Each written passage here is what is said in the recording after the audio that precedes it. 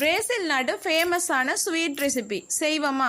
வெறும் சில பொருட்கள்லேயே வெளியே கண்ணாடி போல கிரன்ச்சியாகவும் உள்ளே மென்மையாகவும் இருக்கும் இந்த வாழைபயானா ஸ்வீட் ரெசிபி எப்படி செய்வது என்று இந்த வீடியோவை ஃபுல்லாக பாருங்க. வாங்க வீடியோவுக்குள்ள போகலாம். இந்த ட்ரெண்டிங்கில் போகிற ஸ்வீட்டான இந்த ரெசிபி செய்கிறதுக்கு ஃபர்ஸ்ட்டுக்கு நான் தேங்காய் பல்ல ஓரங்களில் இருக்கிற அந்த ப்ரௌன் கலர் எல்லாம் நீக்கிட்டு இப்படி தனி ஒயிட் கலரை மட்டும் கட் பண்ணி எடுத்துருக்கிறேன்.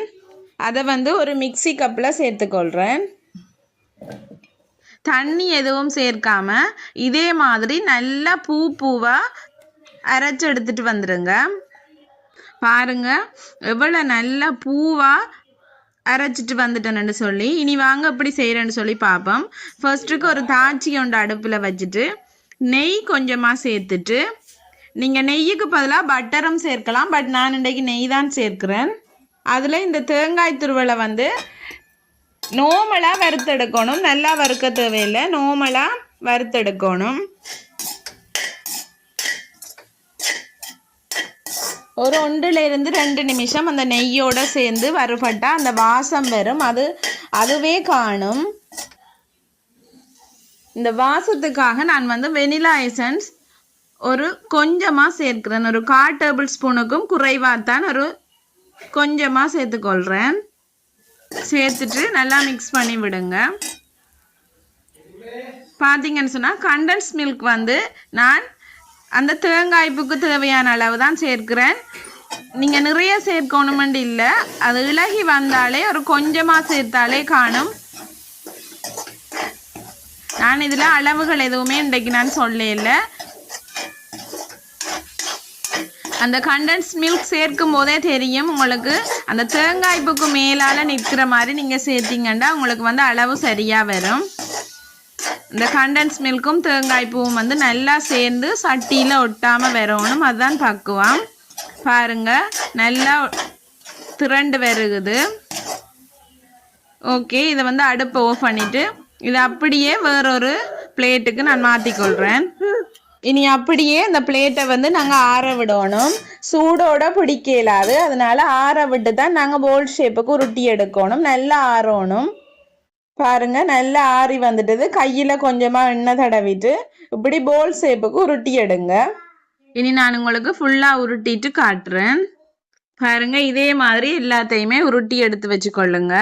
இனி ஒரு பேன் அடுப்பில் வச்சுட்டு அதில் நான் ஒரு சின்ன கப்பால் 1 கப் சுகர் சேர்க்கிறேன். இந்த சுகர் நல்லா மெல்ட் ஆகி வரணும்.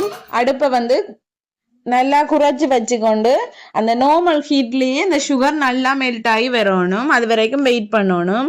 பாருங்க இதே மாதிரி நல்லா மெல்ட் ஆகி வரணும். நீங்கள் விரும்பினா 1 ஸ்பூன் தண்ணி சேர்த்துக்கொள்ளலாம், பட் நான் தண்ணி சேர்க்கல. பாருங்க இந்த சுகர் நல்ல லோ ஃப்ளேம்லேயே நல்லா மெல்ட் ஆகி வருது. மெல்ட் ஆகி வரும்போது ஒரு சின்ன ஸ்பூன் வச்சு நல்லா ஸ்ப்ரெட் பண்ணிக்கொண்டே இருங்க. அப்போதான் அந்த கட்டிப்பட்ட சுகர் எல்லாமே நல்லா உங்களுக்கு கரைஞ்சி வரும்.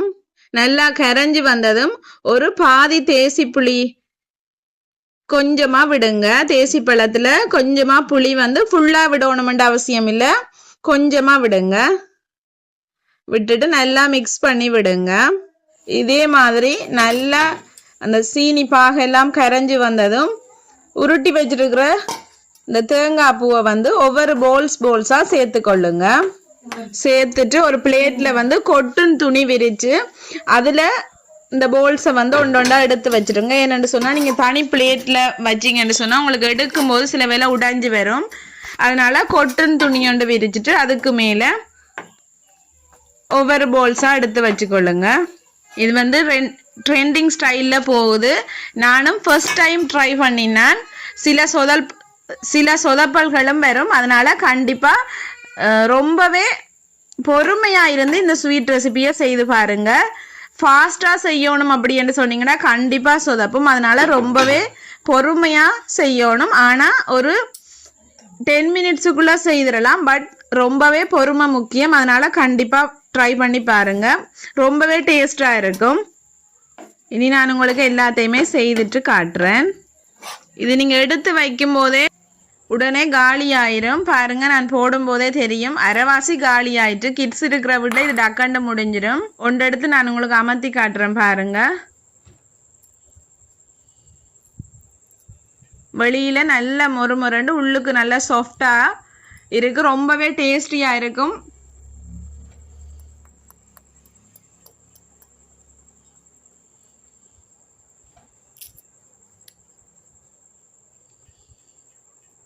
கண்டிப்பா ட்ரை பண்ணி பார்த்துட்டு அப்படி இருக்குன்னு சொல்லுங்க.